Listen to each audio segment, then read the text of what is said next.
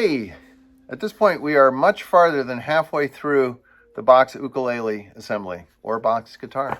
They're the same. We've got the neck completely assembled.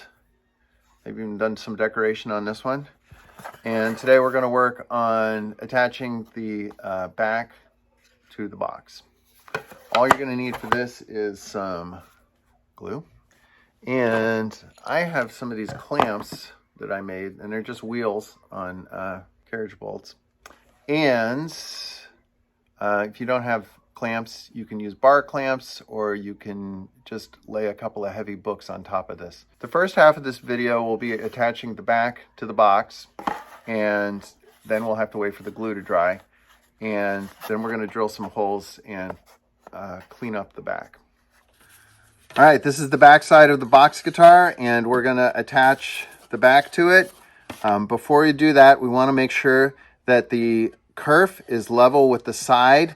The kerf must be at the same height as the sides are, because we want the glue to hold the back solidly, and if there's a gap, then there's going to be a gap and the glue won't hold. So I'm going to go around the edges, and I'm going to make sure that my fingernails don't catch on the sides.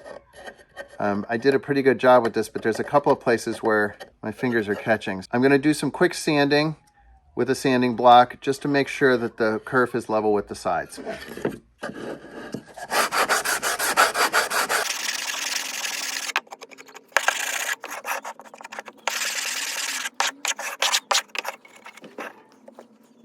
I'm ready to attach the sides. I'm going to put the glue around the edge.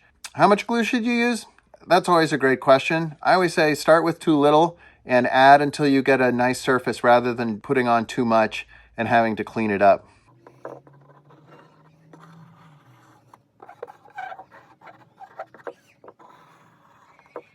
As I spread this around, I want to make sure that I get the glue not only on the kerf, but also on the edges, because we want it to be glued all the way around.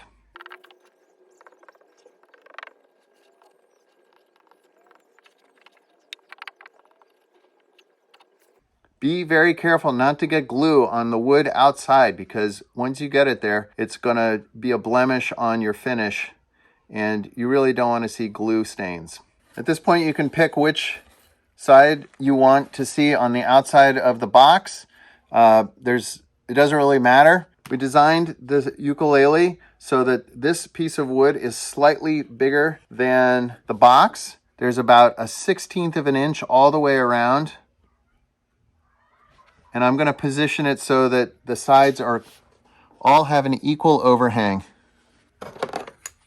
Now I'm going to use these clamps to clamp it in place. We want to make sure we have really good coverage so that there's equal pressure all the way around. Again, if you don't have clamps, you could just put some heavy books on top.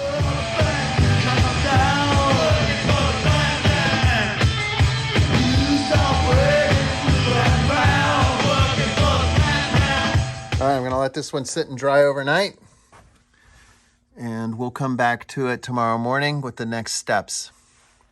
If you're interested, here's what a whole bunch of student models look like while they're drying.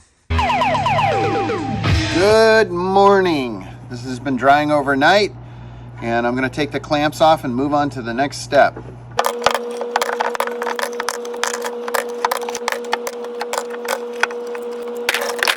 And the next step is to drill 2 holes in here, which are going to hold the neck in place.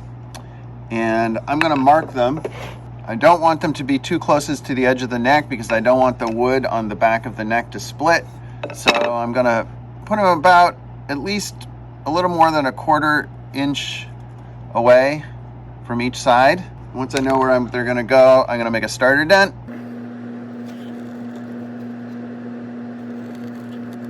I have a drill bit with 1/16. I'm just going to drill these through.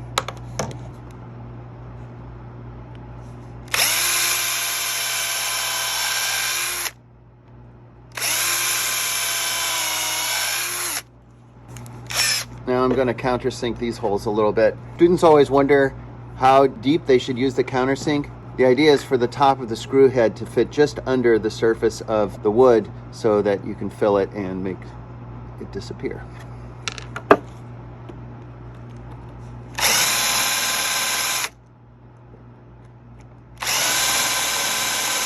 The next step in shaping the body is to get rid of this edge which goes all the way around the sides. Now we did this on purpose because the boxes don't always come out to be the same size. So we're just going to use a rasp to clean up the edges.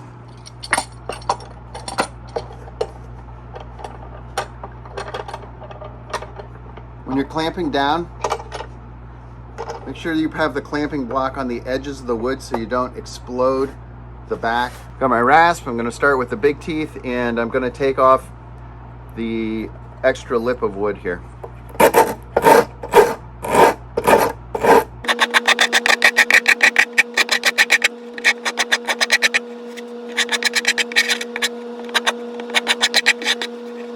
Start with the big teeth, then I switched over to the small teeth. I'm going to give it a nice rounded edge all the way around.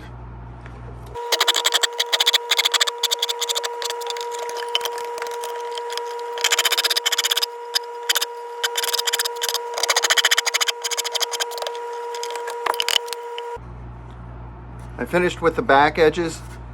You can tell that you're done if you take your fingernails and you go underneath. If you can't grab anything, then there's no lip left. I'm going to do these edges now.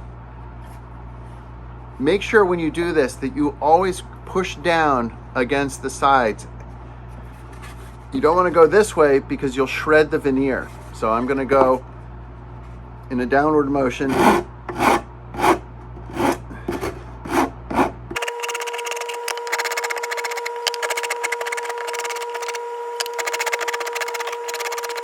And finally, a little bit of sanding.